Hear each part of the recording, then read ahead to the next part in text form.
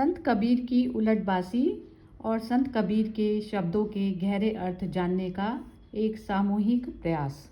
आइए सुनते हैं। जागो जागो हो ननदिया, महलिया आए चोर, 5 चोर हैं बड़े दुखदाई, सरबस धन यह लूटिन मोर, धीरे धीरे मोर कर धन काटेई, पायल काटेई का पकड़ई गोड़, उठो ननदी मोरे सासू का जगाओ, उठी के लगौती शोर, उठो ननदी तनी दियना जलाओ, अंधेरिया महल में करतई अंजोर, कहीं कबीर सूरज जब निकलई, भवा भोर सब भगई चोर। ननदिया, अच्छा नहीं ये तो वो है। सदवृत्ति ज्ञान वृत्ति से कहती है, हे ननदी जागो जागो, अंतःकरण महल में मनोविकार रूपी चोर आ गए हैं। काम क्रोध लोभ मोह और भय, ये 5 चोर बड़े दुखदाई हैं। इन्होंने हमारे ज्ञान और सद्गुण रूपी सारे धन को चुरा लिया है। ये धीरे धीरे मेरे परमार्थ पथ के साहस को क्षीण करते हैं और सन्मार्ग की गति को रोकते हैं। हे ज्ञान वृत्ति, उठो सावधान हो और मेरी अच्छी समझ को जगा दो। उठकर साहस के साथ हल्ला करके कह दो कि इन काम आदि चोरों से सब सावधान हो जाओ। हे ज्ञान वृत्ति, उठो विवेक का दीपक जलाओ और मेरे अंधेरे अंतःकरण में उजाला कर दो। कबीर साहब कहते हैं कि जब स्वरूप बोध का सूरज हृदय आकाश में उगेगा, तब जीवन ज्ञान से आलोकित हो जाएगा और मनोविकार रूपी चोर भाग जाएंगे। हाँ जी सुरेश जी, आप बताइए इसके। जी बढ़िया बढ़िया। सभी को नए वर्ष की शुभकामनाएं और ये नया साल आपके लिए सुख समृद्धि और आनंद का कारण बने। और हम ये जो सेशंस कर रहे हैं, इससे हम कुछ ना कुछ एक दूसरे से प्राप्त करें, हमारी ऊर्जा बढ़े, हमारी बुद्धि बढ़े, ज्ञान बढ़े और हम ज्यादा निर्मल होते चले जाएं। इसके लिए आपको बहुत बहुत शुभकामनाएं। चरदा जी ने बहुत अच्छा पढ़ा और मुझे लगता है कि काफी स्पष्ट है, ज्यादा इसमें लंबी कोई बात, सभी लोग इसको समझते हैं कि क्या कह रहा है ये पद कि जागो जागो। बड़ा अच्छा वातावरण बनाया है कबीर साहब ने कि ननद भी है वहां पर, सास भी है वहां पर और चोर भी है वहां पर, है ना। और वो उनसे सबसे रिक्वेस्ट कर रही है कि जागो जागो ननदिया, महलिया आए चोर। ननद को उठा रही है कि जागो, जो 5 चोर हैं बड़े दुखदाई, आप जानते हैं, काम क्रोध लोभ मोह भय के ये चोर हैं। कोई उसके गहन करधन, मैंने उसके अलग अलग सरबस धन यह लूटिन मोर, मेरे जो सभी प्रकार का धन है जो भी मैंने संचित किया था अपने जीवन में भौतिक रूप से, उसके लूट रहे हैं। धीरे धीरे मोरे करधन काटे, है ना, पायल काटे, जो जो भी पैर में पायल बंधी है उसको भी काट रहा है। उठो ननदी मेरे सासू को जगाओ, तो ताकि वो चिल्लाए कि देखिए ये चोर आ गए हैं। उठो ननदी तनी दीना जलाओ। मूल बात यहाँ है कि जो चोर हैं मनोविकारों के चोर हैं और प्रकाश एक ऐसी वस्तु है कि अंधेरे से आप कितना ही लड़े, उसको लाठी मारे, तलवार मारे, वो दूर नहीं होता, है ना। इसी प्रकार के चोर हैं जो हमारे शरीर में मन में बसे हुए हैं, तो उनको हम किसी प्रकार का किसी अस्त्र से शस्त्र से मारने की कोशिश करें, वो नहीं मरेंगे। और वो कह रहे हैं कि उठो नंदी तनी दिया जलाओ। एक दिया जला एक छोटा सा दिया जलाया और अंधकार भाग जाता है। कितना बड़ा भी अंधकार हो, कितना बड़ी ताकतवर अंधकार हो, अंधकार को हम कई तरीकों से भगाते रहे तो नहीं भगेगा। उसका एक ही तरीका है कि ज्ञान का प्रकाश का दिया जला दें। तो जैसे दिया जलाते हैं सारा अंधकार कट जाता है और वो भाग जाता है। कहें कबीर सूरज जब निकले, भवा भोर सब भगई चोर।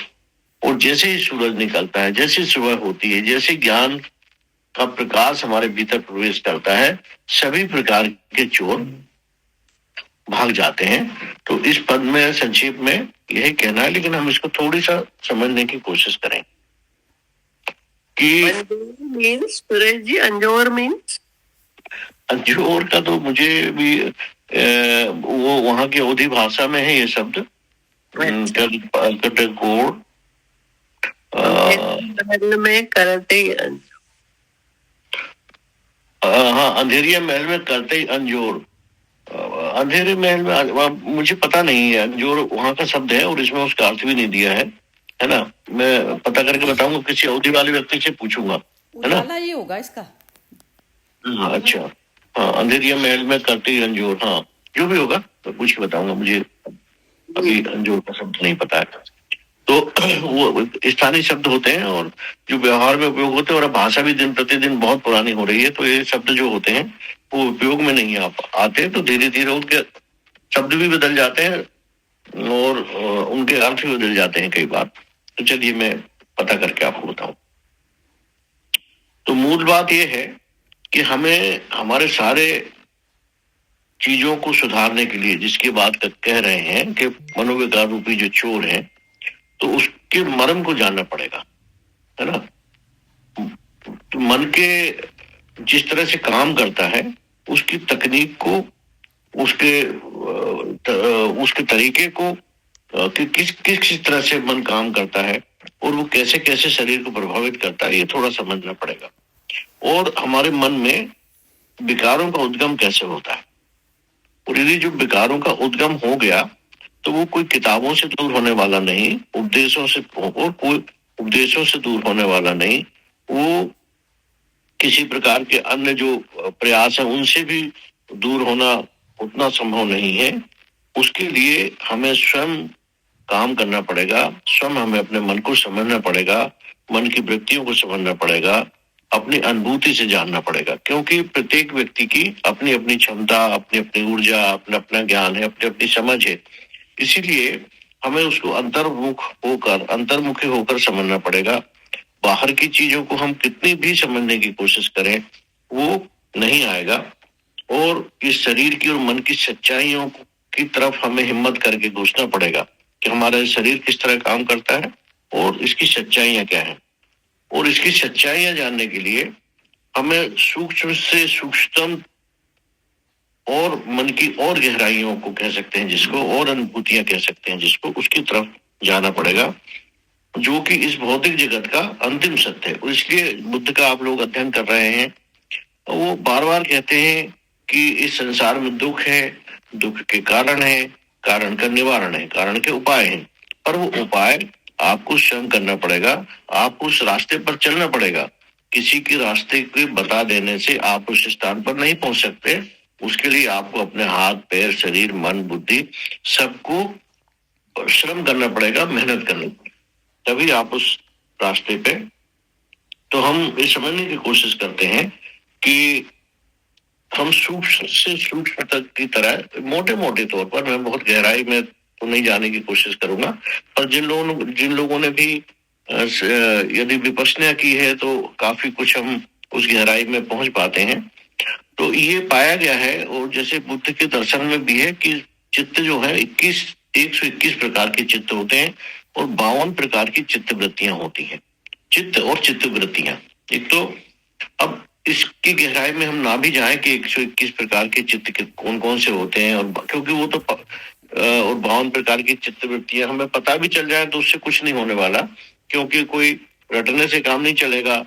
जैसे कि हम पंडितों को देखते हैं, मौलवियों को देखते हैं कि रटी रटाई भाषा बोलते रहते हैं, तो कोई ऐसी परीक्षा नहीं है कि आपने लिख दिया कि 121 प्रकार के चित्त होते हैं या इतनी चित्रवृत्तियां होती हैं तो हमें नंबर मिल जाएंगे, हम पास हो जाएंगे। इसको हमें थोड़ी समझने की जरूरत है, इसको कि हमें अपनी चित्रवृत्तियों में जो चीजें समा गई हैं उनके पलटने की दिशा में काम करना पड़ेगा, है ना।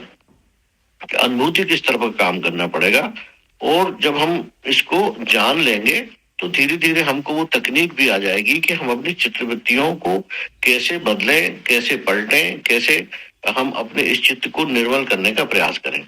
तो जब कोई नया नया, जैसे इस पद में भी बताया गया ना कि जागो जागो नंदिया, इससे साफ पता चल रहा है कि वो नई बहू है, है ना, यानी नया नया साधक है ना, नई नई घर में आई हुई है, अपनी ससुराल में आई हुई है, यानी वो आध्यात्म की दिशा में, इसको जानने की दिशा में एक बिल्कुल नए साधक की तरह है। और इसलिए वो ये जब सब तरह के चोर आ गए हैं तो उनसे वो घबरा उठी है और अपनी ननद को, सास को जगा रही है कि मैं परेशान हो रही हूँ कि क्या क्या हो रहा है।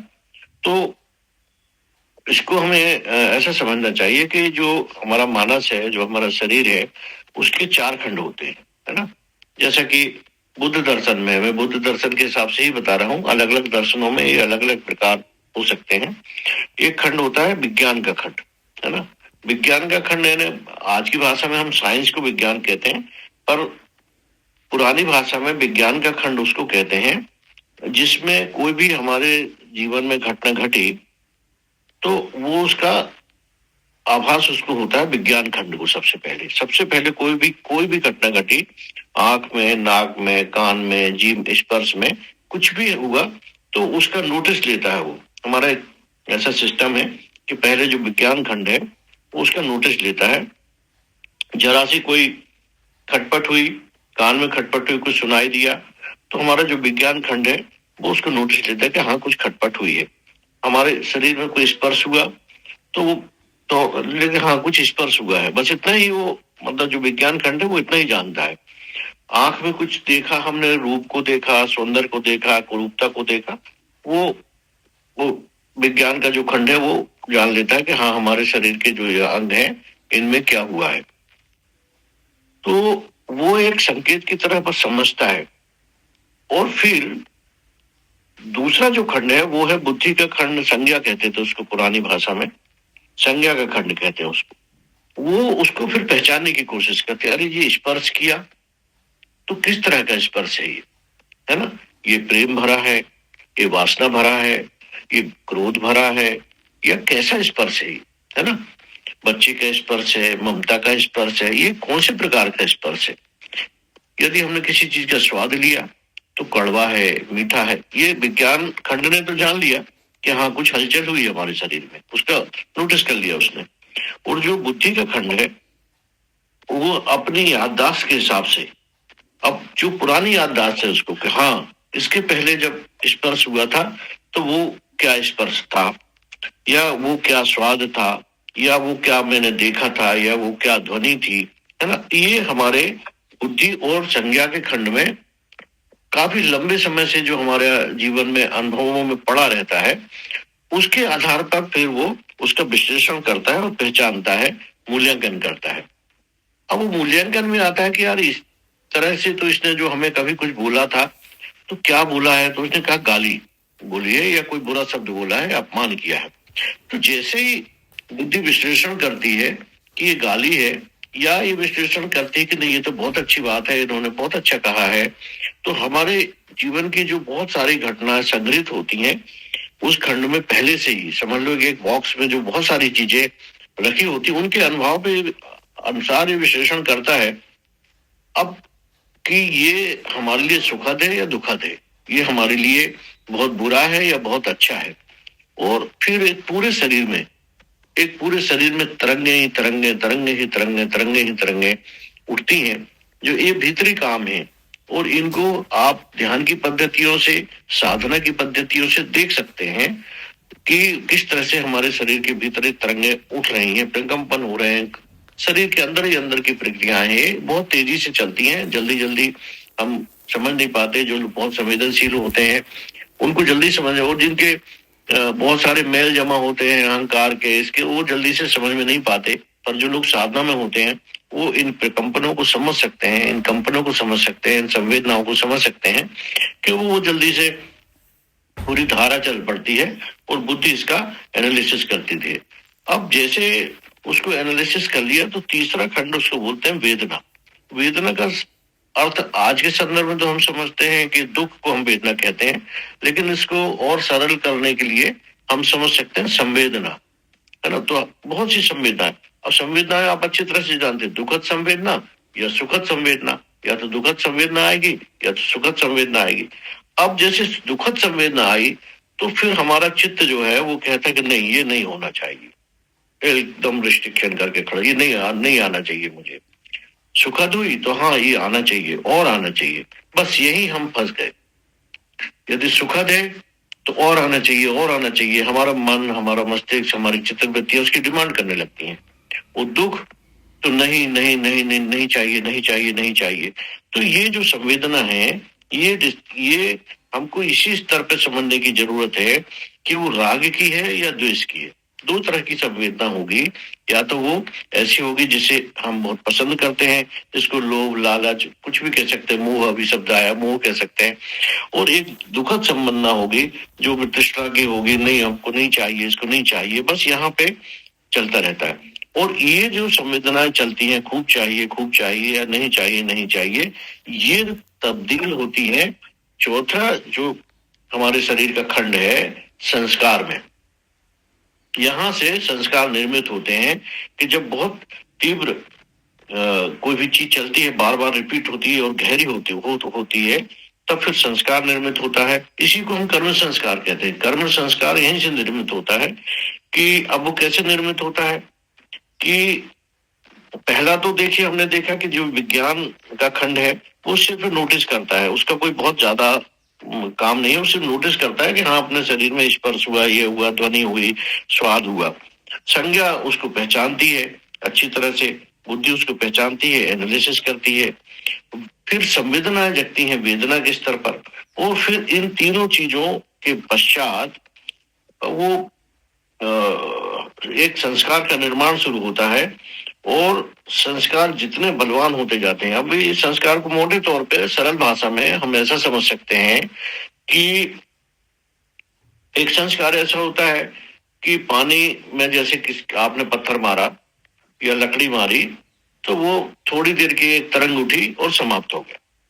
दूसरी बार दूसरा संस्कार कैसा होता है कि रेत में जैसे आपने लकीर खींची, तो थोड़ी देर रहेगी, 4 घंटे 8 घंटे, और उसके बाद कोई हवा आएगी और हल्की से उस रेत में उस संस्कार को आपको खत्म कर देगी। तीसरा संस्कार जो होता है वो होता है पत्थर पे जैसे छेनी से किसी ने टाँच के लकीर खींची हो। इसी तरह से हमारे ये जो शरीर में प्रकंपन हो रहे हैं, इसको हमने बार बार दोहरा के और गहरा करके यदि पत्थर की लकीर खींच दी है राग की या द्वेष की, तब फिर उस संस्कार को निकालना काफी मुश्किल हो जाता है। और उसके लिए जैसे कि गीता में भी कहा गया है, अभ्यास की और वैराग्य की जरूरत पड़ती है। यदि हम मोह माया में फंसे रहे, वैराग्य नहीं हुआ हमारे और अभ्यास नहीं किया, तो निश्चित रूप से पत्थर की लकीर जैसा जो संस्कार बना है, ये दुखद संवेदनाएं पैदा करेगा, ये मनोविकार पैदा करेगा, ये स्थायी हो जाएगा, ये परेशान करना शुरू करेगा। इसको दूर करने का कोई उपाय फिर बहुत कम मात्रा, लेकिन ऐसा नहीं है कि नहीं रह जाता है। उसके बाद जो लोग साधना करते हैं वो इसी चीज की साधना करते हैं कि वो संस्कार गहरा ना हो जाए, और वो एक साक्षी भाव से, अच्छा ये आया, कोई बात नहीं, ये चला जाएगा, ये आया, ये चला जाएगा, ये आया, ये चला जाएगा, है ना। इस तो जो भी संसार में कोई भी चीज आती है, निश्चित रूप से वो चली जाती है। जिस तरह से बीमारियां आती हैं और चली जाती हैं, जिस तरह से दुख आता है और चला जाता है, जिस तरह से सुख आता है और चला जाता है, तो हम इस प्रपंच में जितना कम पड़ेगा, अच्छा आज दुख आया है, ये भी नहीं रहेगा, सुख आया, ये भी नहीं रहेगा, धन आया, ये भी नहीं रहेगा, खुशी आई, ये भी नहीं रहेगी। तो वो एक साक्षी भाव से जब हम देखना शुरू कर देते हैं, तो ये जो मनोविकार रूपी जो चोर हैं वो भागना चालू कर देते हैं, वो स्थायी लकीर नहीं बनाते। और यही एक प्रक्रिया है जिसको अभ्यास के द्वारा बार बार अभ्यास करके हम अपने इस स्वभाव को जानने लगे कि हमारा मन किस तरह से काम करता है, इसको धीरे धीरे पकड़ने लगे कि हमारे मन की प्रवृत्तियां क्या हैं, चित्तवृत्तियां क्या हैं, ये कैसे काम करती हैं। और ये सब काम हमें अपने अनुभूति के स्तर पर हमें अंतर्मुखी होकर स्वयं करना पड़ेंगे। ये प्रक्रिया कोई भी बता सकता है अब, लेकिन करना हमको स्वयं को पड़ेगा। और जैसे जैसे या जो लोग इन प्रक्रियाओं को अपने शरीर में करते हैं, समझते हैं कि यहाँ मेरी बुद्धि ये कह रही है, मेरी वेदना ये कह रही है, मेरे संस्कार ये कह रहे हैं, और अब मुझे इनमें पड़ना नहीं है, इन्हें पकड़ना नहीं है, इसको पानी की लकीर ही बने दी, किसी ने गाली दी तो यदि आपने सोच लिया अच्छा गाली दी, अच्छा अब मैं देखता हूँ इसको, इसने मुझे गाली दी, मेरा अपमान किया, अच्छा इसने पहले भी मुझे गाली दी थी, अच्छा इसके पिताजी ने भी मेरे पिताजी के साथ ऐसा व्यवहार किया था। अब वो और गहरी होती गई, और गहरी होती गई, तो मैं तो इसको जरूर मारूंगा, मैं इसकी हत्या करके रहूंगा, इसने मुझे। तो अब ये पत्थर की लकीर हो गई। बार बार बार बार बार बार आपका जो पुराना अनुभव है, जो संचित अनुभव है, जो चित्त वृत्तियों में बहुत सारे पहले से आपके अनुभव व्याप्त हैं, उन अनुभवों के आधार पर आपने लकीर पीटना शुरू किया किया किया किया, और वो गहरा होता गया संस्कार, और वो फिर उसको मिटाना काफी मुश्किल हो जाता है। और इसके लिए मिटाने का एक ही तरीका है कि इस संस्कार को हम गहरा ना होने दें, उसको साक्षी भाव से देखें, हमारे शरीर के प्रकंपनों को देखें, संवेदनाओं को देखें, और उन संवेदनाओं को देखें वो कहाँ चल रही है। और जब हमें इस तरह का मन का अवलोकन करना अपनी स्वानुभूति से आने लगता है, तो धीरे धीरे ये सब संस्कार मिटने लगते हैं, लाइट होने लगते हैं, और धीरे धीरे समाप्त हो जाते हैं। इस तरह से योग में कहा गया चित्तवृत्ति निरोधा है योग, है ना। चित्तवृत्तियों का निरोध ही योग है। तो हमारे पास अनेक प्रकार की चित्तवृत्तियां हैं, अच्छी भी बुरी भी, न जाने कितने प्रकार की संग्रहित हैं। संभवतः यदि जो लोग पूर्व जन्म को मानते हैं तो पूर्व जन्म से भी संग्रहित हो सकती हैं, नहीं तो इस जन्म में भी संग्रह यदि कर ली है, तो उन चित्तवृत्तियों का निरोध करना। अब योग जो पतंजलि का योग सूत्र है उसमें उसने यम नियम आसन प्राणायाम प्रत्याहार ध्यान धारणा समाधि ऐसे 8 अंग बताए हुए हैं। उन 8 अंगों से ये प्रवृत्तियां की निवृत्ति हो जाती है और हमारी चित्तवृत्तियां निर्मल और शुद्ध हो जाती। अंततः तो हमारे चित्तवृत्तियों को निर्मल करना ही है, चाहे वो किसी हम गीता के द्वारा करें, चाहे हम बुद्ध के संदेशों से करें, चाहे हम पंथ योग शास्त्र से करें, लेकिन सभी जगह ये प्रयास हमें स्वयं करना पड़ेंगे। अपनी अनुभूतियों को हमें खुद समझना पड़ेगा, अपनी संवेदनाओं को हमें खुद समझना पड़ेगा, और हम जितने जल्दी समझ जाएं और उस पर काम करना चालू कर दें, तो मुझे लगता है कि ये असंभव नहीं है। इस संसार में अनेक लोगों ने किया है और सफलता पाई है, इसलिए हमें आशा कर सकते हैं कि हम भी यदि प्रयास करेंगे तो हम भी सफलता पाएंगे। तो ये जो मनोविकार रूपी चोर है, जब हम इन वृत्तियों को समझने लगेंगे, साक्षी भाव से देखने लगेंगे, तो ये चली जाएंगे। जी धन्यवाद। बहुत ही सुंदर बताया सुरेश जी, आपने बहुत ही बढ़िया बताया। चलिए शुरू कर लेते हैं। ये हर्षा जी आप बोलना चाहेंगी? इतना उन्होंने डिटेल में समझाया है तो अलग अलग खंड का तो मुझे इतना अच्छा लगा, क्योंकि एकदम सूक्ष्म जो बोलते हैं ना गुह्य राज जो बताते हैं कि अपने अंदर की जो कंटेंट्स है वो कैसे हमारे शरीर में माने मनोवृत्ति में काम करती है। तो इसका ऊपर में तो उन्होंने इतना अच्छा से उल्लेख कर दिया कि अभी मुझे ऐसा लगता है कि अभी तो एक ही प्रयास है। जैसे अब टैगोर, हम लोग कलकत्ता में छोटे थे तो टैगोर के भजन सुनते थे, गीतांजलि के अमुक सॉन्ग्स। तो एक भजन था ऐसे कि भजन करे निर्मल प्राण।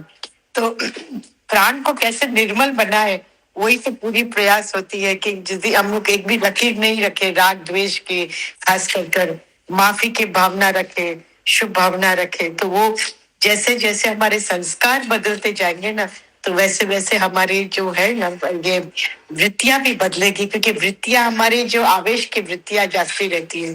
तो आवेश कैसे कमती हुए लाइफ में, जैसे हमारे अंदर जैसे निर्मलता आ जाए, तो यही तो प्रयास होती है। और इसमें जो आपने सुरेश जी ने जो बताया वो प्रारब्ध का, तो बहुत ही मुझे लगता है कि हम लोग कभी कभी इससे संस्कार लेकर आते हैं कि उसको मिटाने में बहुत टाइम जाता है, और कभी कभी हम लोग सफर करके फिर मिटाते हैं जब जान जाते कि हाँ ये तो सचमुच आग है। पर आग में उंगली डाले बगैर हम लोग नहीं जान पाते हैं, और डालना पड़ता है, तो वो बहुत गहरी संस्कार और वो कठोर संस्कार जो होते हैं।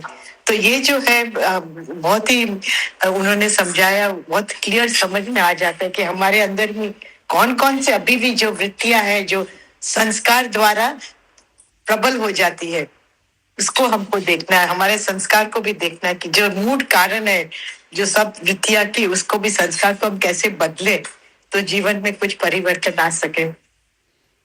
बिल्कुल, बहुत बढ़िया, बहुत बढ़िया, बहुत अच्छा ब्रीफ किया आपने, बहुत अच्छा। इसका मतलब मुझे बड़ी खुशी होती है कि मैं तो बहुत अल्प ज्ञानी व्यक्ति हूँ और ये बात आप तक पहुंच गई। इस को लेकर मुझे बहुत खुशी होती है।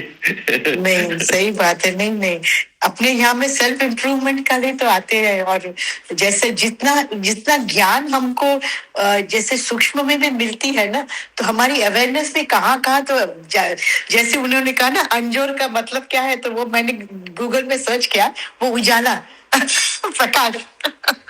अरे वाह। जो प्रकाशमय करता है लाइफ को, अपने वृत्ति को। तो इसमें क्या, हम तो बोलते कि हमारे सौभाग्य है कि भाई हमको ऐसे जहाँ देर नहीं दुरुस्त नहीं, पर जब भी ये प्रकाश थोड़ी थोड़ी तो मिलने लगी है, तो सुजागी में तो हम रहने लगे, उसका कुछ डाउट ही नहीं है। और जरूर एक ऐसे प्रयास होता ही है कि भाई हमारा लाइफ में हम कितना मैक्सिमम वैल्यू क्रिएट कर सके, एक पल भी व्यर्थ न जाए। तो व्यर्थ संकल्प से भी हम ऊपर उठे, तो ये मेरी बहुत बड़ी विक्ट्री होगी। क्या बात, बहुत अच्छा, बहुत अच्छा। बहुत ही बढ़िया बोला। हाँ जी, ये कबीर भजन है। हाँ जी, कौन है ये?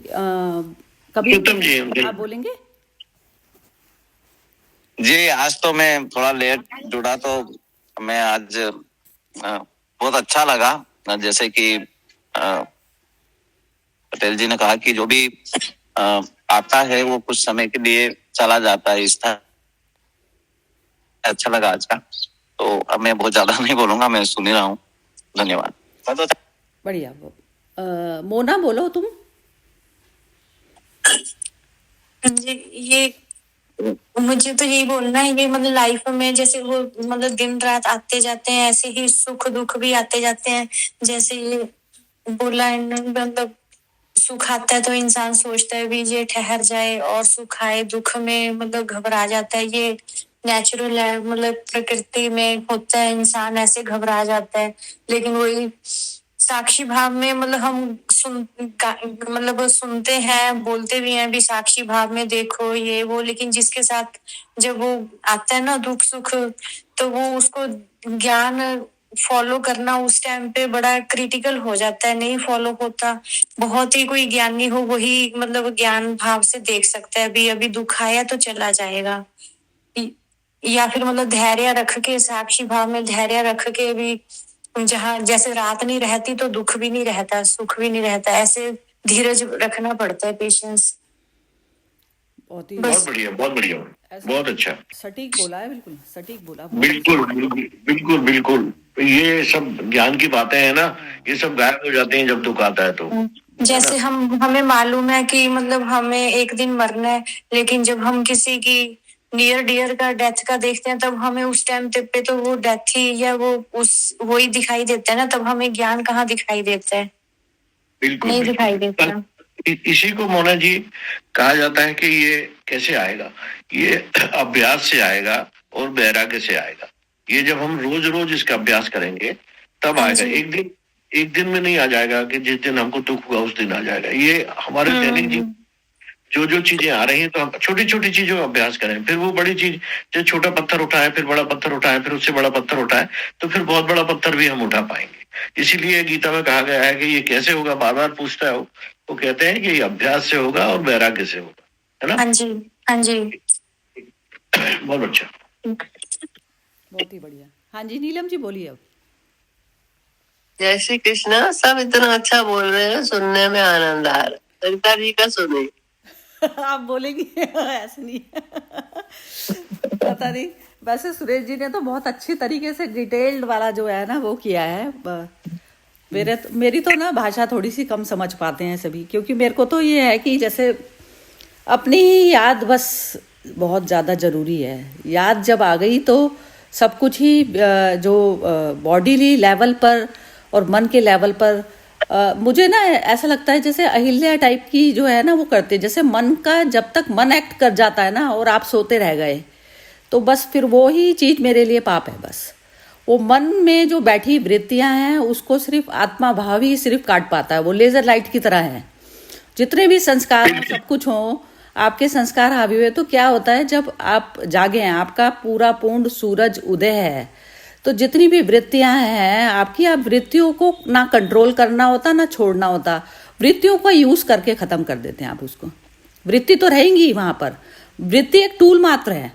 अब टूल मात्र है, वो ऑटो पर चल रही है कि माइंड अपने आप ही उसको परफॉर्म करता चला जा रहा है। तो माइंड को एक्ट ना करने दें, माइंड को इतनी एनर्जी ना दें। तो जब तक वो माइंड हमारा संसार में लगा पड़ा है, तो संसार वाली जो स्थिति है, जब तक संसार के प्रति अटैचमेंट है तो माइंड एक्ट करता है।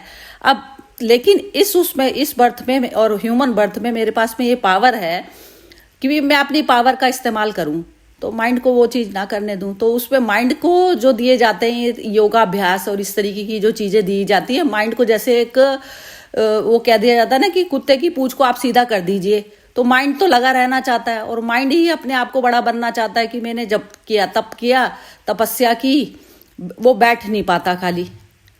ये चीज़ है ना, तो माइंड को जीरो कराना पड़ेगा। तो जीरो कराना कैसा है, उसको ऐसी वाली चीज़ दे दो कि जिसमें जो है वो ये जो सारी जो काम क्रोध और ये सब जो वृत्तियां हैं उसको ये समय ही ना लगे। तो माइंड को हमें देना पड़ेगा कोई इस तरीके का काम कि जो जैसे किसी की वृत्ति है कि वो खाली नहीं बैठ सकता, तो खाली नहीं बैठ सकता तो उसको कोई ऐसा वाला काम दे दें कि जिससे जो है माइंड उसको धरातल में ना फंसा दे, उसको ऊपर की यात्रा करा दो। तो ये चीज़, लेकिन डिसाइडिंग फैक्टर मतलब तुम होने चाहिए उसको कि माइंड को क्या चीज़ देनी है। कि आपका जैसे जो बॉडी भी है वो माइंड के हिसाब से एक्ट करती है। तो ये चीज़ है, बस अपनी स्मृति सबसे ज़्यादा ज़रूरी है। और जब अपनी स्मृति रहती है तो मनुष्य कुछ भी जो उसकी जो दूसरी वृत्तियां हैं ना, काम चोर, ये जो बताते हैं, जो सारी काम क्रोध ये सब, तो ये सब चीज़ें हमारी मर्जी के बिना नहीं होती हैं एक्ट। वो माइंड का मेन रोल है। तो माइंड को प्यूरिफिकेशन के लिए ये सारी चीज़ें दी जाती हैं, योगाभ्यास और ये सब मंत्र जाप ये सब जो दिया जाता है। माइंड को जैसे एक बच्चे को खिलौना दे के बैठा दिया जाता है ना कि तू चुप बैठ जा, इस तरीके से ही देखना पड़ता है बस। और वो फिर क्या होता है कि जब तक माइंड में पूरी तरह से वैराग्य नहीं होता, वो खिलौनों से भी परेशान आ गया। सारे संसार के जब तब सब चीज़ें खिलौने मात्र हैं, उससे भी परेशान आ गया, तब वो टिक जाता है, बस आके शांति में बैठना आ जाता है उसको। यही चीज़ है। हाँ जी, सुरेश जी, खंडों का कोई लिटरेचर दे सकते हैं इसके ऊपर व्हाट्सएप पे? काय का खंड के बारे में जो आपने बताया, इसका जो लिटरेचर हाँ मैं ढूंढ के डाल दीजिएगा प्लीज। हाँ मैं ढूंढता हूँ कुछ, है ना। हाँ ठीक है, क्योंकि ये तो क्या था कि मैं विपश्यना में जाता रहा हूँ।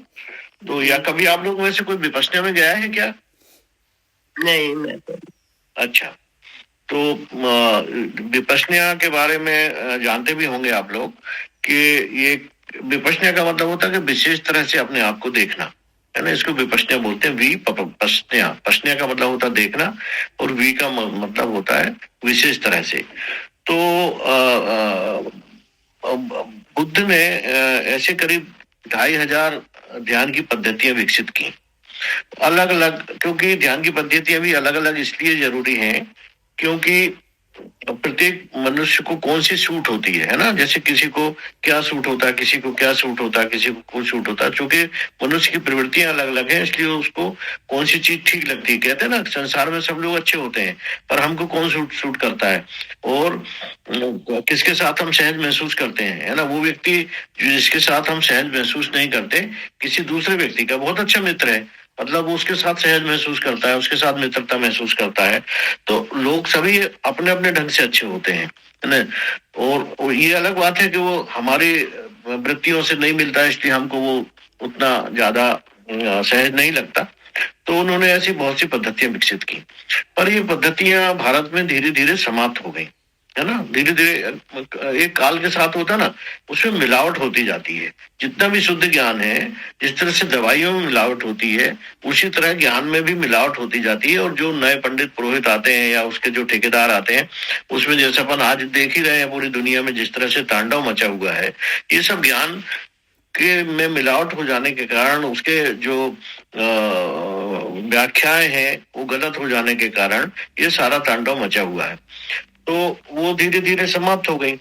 तिब्बत में एक सज्जन थे और ऐसे वो उन्होंने इस पद्धति को बचा के रखा था और तिब्बत में वो उसका उपयोग करते थे, जिनका नाम ऊखिन था। तो जो सत्यनारायण गोयनका परिवार है, जो आपने देखा हो गीता प्रेस और इस सबके एक सत्यनारायण गोयनका थे। तो उन्होंने क्या किया कि उनको माइग्रेन का सिर में दर्द माइग्रेन था। तो उन्होंने, वो तो काफी पैसे वाले थे, टाटा बिरला गोयनका आपने नाम सुना होगा, ये बहुत पुराने घराने हैं हमारे देश के। तो 1-1 लाख रुपए का उस समय में वो इंजेक्शन लगवाते थे और वो थोड़ी समय के लिए ठीक होता था माइग्रेन और बाद में वो फिर से हो जाता था। तो कुछ नशीली चीजें के देने से कुछ समय दर्द कम होता था। तो उस तरह का भी उन्होंने किया। पर किसी ने सलाह दी कि आप तिब्बत जाइए और वहां पे विपश्यना करिए। तो ये तो मतलब काफी पैसे वाले थे, तो ये तिब्बत गए और वहां पर वो उनसे मिले, जो वो खिन थे उनसे वो मिले। तो उन्होंने कहा कि भाई देखिए, विपश्यना ये काम नहीं करती है, आपका कोई इलाज नहीं करती है। विपश्यना कोई ये गारंटी नहीं देती है कि आपका रोग ठीक हो जाएगा। यदि आप इस आशा से आए हैं तो फिर आपको निराशा ही हाथ लगेगी। लेकिन ये जरूर है कि यदि आप विपश्यना ध्यान को समझना चाहते हैं, जानना चाहते हैं, तो आप यहाँ पे रुक सकते हैं, करें। इसके कुछ छोटे से नियम हैं, उनका आपको पालन करना पड़ेगा।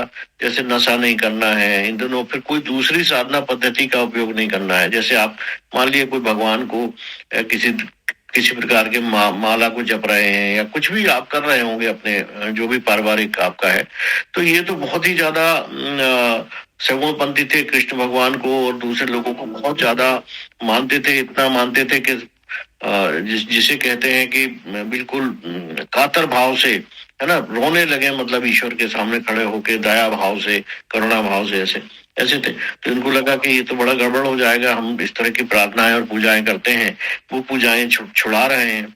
तो इनका बहुत मन नहीं हुआ। फिर भी उन्होंने हिम्मत की कि अच्छा ठीक है, हम एक शिविर में भाग लेते हैं। तो इन्होंने 10 दिन के एक शिविर में भाग लिया। तो उसमें मौन रहना होता है 10 ही दिन तक। आपको कुछ, आपके पास उस समय तो खैर मोबाइल नहीं होते थे और आपको किसी के संपर्क में नहीं रहना होता। सामान्य भोजन करना होता है, सुबह नाश्ता करना होता है, दोपहर में भोजन करना और शाम को कुछ हल्का फुल्का। और फिर अपने श्वास पर ध्यान केंद्रित करते हुए विपश्यना पद्धति शुरू होती है। उसे वो आनापान कहते हैं। आनापान यानी श्वास का आना और जाना, श्वास के, क्योंकि श्वास ही उन्होंने चुना बुद्ध ने, इसलिए श्वास को चुना कि शुद्ध श्वास जो है वो सभी जीवों में होती है, मतलब सभी मनुष्यों में होती है ना। एक ऐसा कॉमन फैक्टर जो सभी में होती है, श्वास। और उसके कारण उसका जो आवागमन होता है उसको, क्योंकि वो सांप्रदायिक नहीं होती, उसका कोई धर्म नहीं होता, उसकी कोई जाति नहीं होती, वो कोई स्त्री पुरुष नहीं होती, वो एक प्रकार से सार्वभौमिक होती है, सार्वजनीन होती है, सार्वकालिक होती है और हमेशा 24 घंटे चलती है। इसलिए उन्होंने उसके माध्यम को चुना। और फिर जब इसके आने जाने को देखते हुए शरीर को देखने की कोशिश की, तो बुद्ध भगवान ने पाया था कि पूरा शरीर जो है ये बहुत सारे अणुओं से बना हुआ एक बड़ा खंड है। और इसके मतलब ये बार बार बनता है और बार बार बिगड़ता है, बार बार बनता है और बार बार बिगड़ता है। बाद में रशिया के एक वैज्ञानिक ने ये सिद्ध किया, जिसने ये इस पद्धति से ये ध्यान पद्धति को अपनाया था। उसने कहा ये बोलने से तो काम नहीं चलेगा, पर मैं इसको सिद्ध करूंगा। तो उसने इस चीज को सिद्ध किया है उसका कि ये शरीर हमारा, इसीलिए हम बूढ़े होते हैं, बार बार बनता है और बार बार। जैसे कंप्यूटर में यदि किसी चित्र को आप फैलाते जाएं तो एक 0 0 0 एकदम डॉट डॉट डॉट डॉट हो जाता है, और फिर उसको सिकोड़ते जाएं तो एक आकृति बन जाती है, फैलाते जाएं तो बिल्कुल कण कण में। इसी तरह से हमारे शरीर का विखंडन और फिर से बनना लगातार 24 घंटे हमेशा होता रहता है। तो ये बुद्ध ने अपने अनुभव से जाना था। और फिर मन के प्रखंडों को जाना था कि मन किस तरह से काम करता है, बुद्धि किस तरह से काम करती है, संस्कार कैसे बनते हैं, वगैरह वगैरह, ये सब चीजें। तो ये पद्धति उन्होंने वहां सीखी। और ये बाय द वे हुआ, ये कभी भी अंधविश्वास की तरह ना माना जाए। उनका धीरे धीरे जो माइग्रेन था वो ठीक हो गया। परंतु ये कभी भी गोयनका जी भी नहीं कहते कि मेरा मतलब दूसरे लोगों का भी ठीक हो जाएगा। फिर उन्होंने जब ये काफी इस विद्या में वो प्रवीण हो गए, इस ध्यान पद्धति में जिसे विपश्यना कहते हैं, तो एक गुरु दक्षिणा के रूप में उन्होंने कहा कि भारत में ये विद्या लोप हो गई है और इसको ये फिर से जागृत करना है, क्योंकि ये मनुष्य को हृदय को निर्मल बनाने के लिए, जीवन के लिए बहुत अच्छी विद्या है। फिर वो भारत आए 1965 में और यहाँ पर उन्होंने इसके केंद्र खोलना शुरू किए। मुंबई में आपके इगतपुरी में सबसे पहले उन्होंने शुरू किया, और उसके बाद फिर अभी पूरे 103 देशों में इसके सेंटर्स हैं, लगभग हर शहर में है, जहाँ पर निःशुल्क है, सारे सेंटर निःशुल्क हैं। वहाँ पर किसी प्रकार की कोई राशि नहीं लगती है, कोई पैसा नहीं लगता। स्त्रियों के लिए, पुरुषों के लिए अलग अलग व्यवस्था है, सबको एक एक कमरा मिलता है सुविधा युक्त, जिसमें लेट्रिन, बाथरूम और सब मच्छरदानी, जो भी चीज चाहिए वो रहती है। और उसमें फिर 10 दिन तक अपन को एक शिविर करना होता है। ऐसे 2 शिविर मैंने किए हैं, और उन शिविरों में 1 घंटे का एक लेक्चर होता है गोयनका जी का, और बाकी 8-9 घंटे तक ध्यान होते हैं। तो वो उसके द्वारा आपको स्वयं अपने आप को जानना होता है। तो उस पद्धति से करने के बाद आपकी बहुत सी चीजें, ईर्ष्या है, द्वेष है, निर्मलता है, तो बहुत सारा वो ये बताया नहीं जा सकता, व्यक्त नहीं किया जा सकता। इसको दिल्ली के जेल में भी किया गया था, जब किरण बेदी वहां थी, तो वहां पे हथकड़ियां लगी थी लोगों को, तो जेल का मैनुअल बदला गया था। जेल का मैनुअल ये बदला गया था कि उनको हथकड़ियां नहीं खोली जा सकती थी, लेकिन विपक्षता के लिए शर्त थी कि आपको हथकड़ियां खोलना पड़ेगी।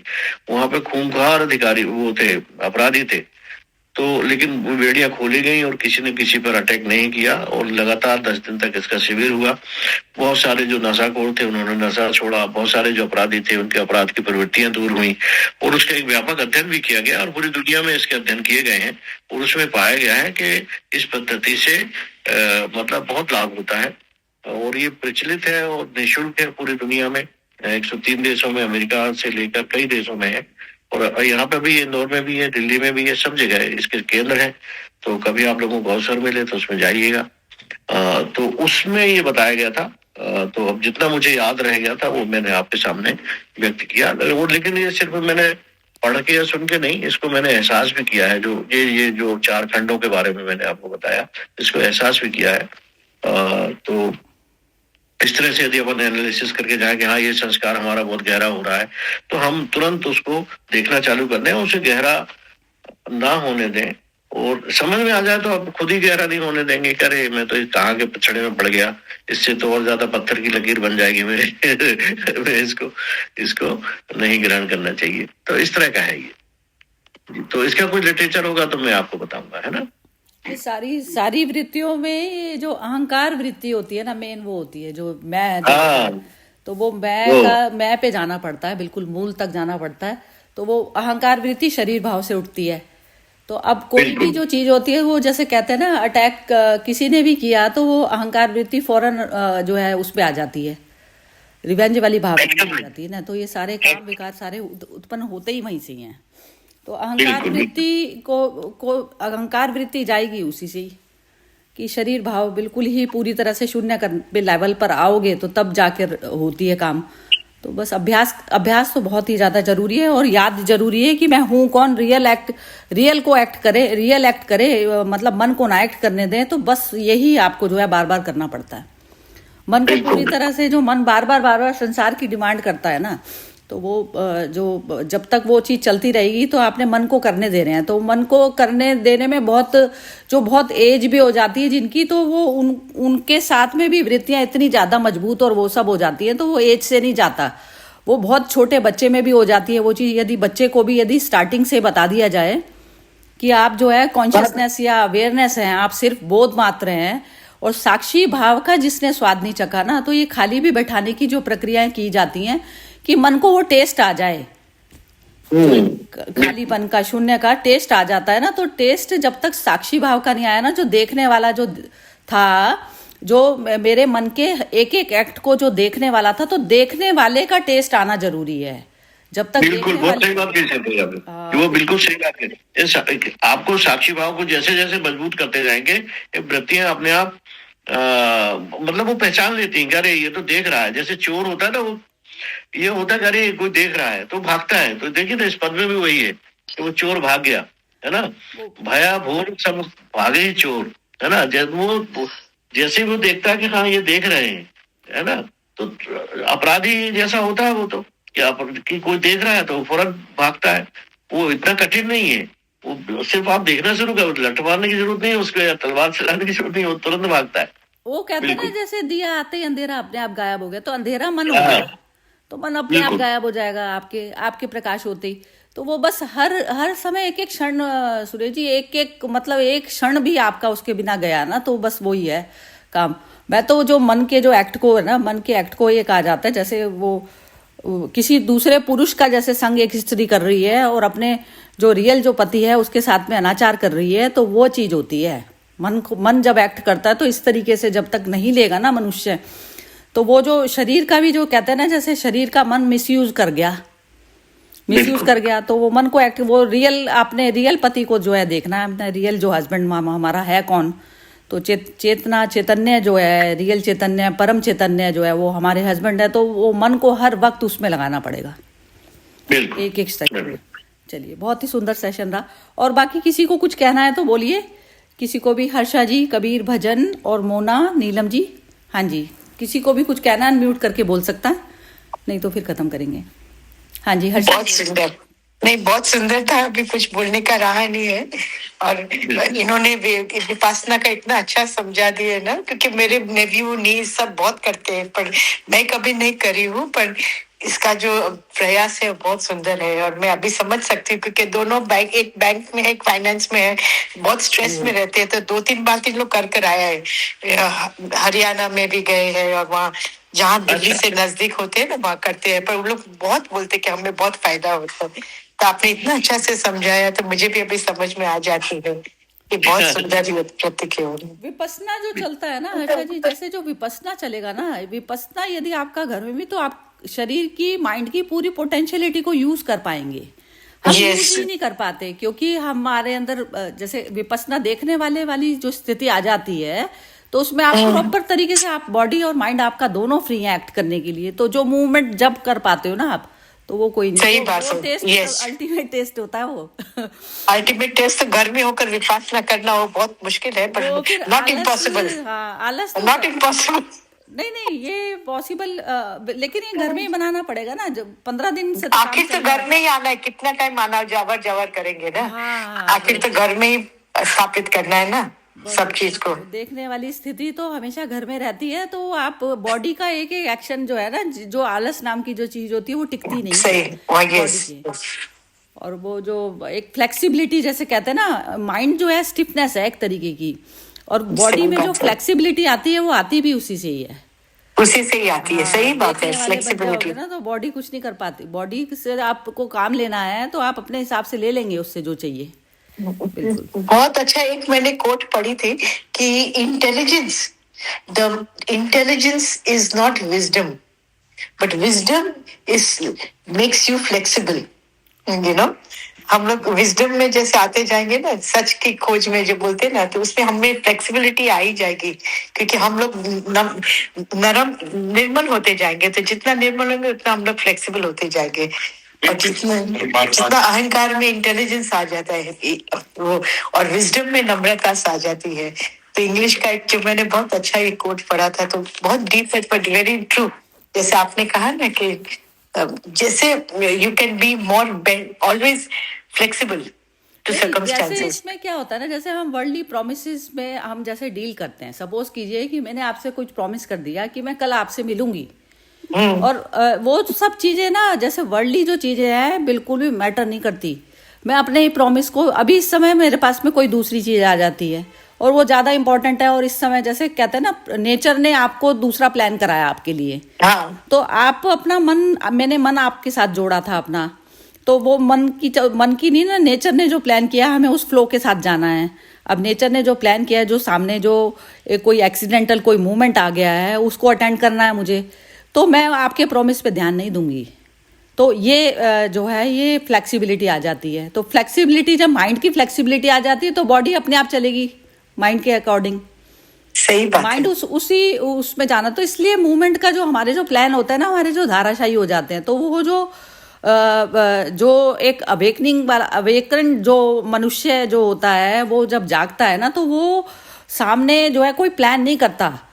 वो कहता है यूनिवर्स ने जो प्लान किया है मेरे लिए, मेरे को उसके अकॉर्डिंग चलना है। तो स्पॉन्टेनिटी जो है वो पूरी तरह से स्पॉन्टेनिटी में जीता है। जो अवेलेबिलिटी है मेरे पास, उसमें मैं बेस्ट क्या कर सकती हूँ।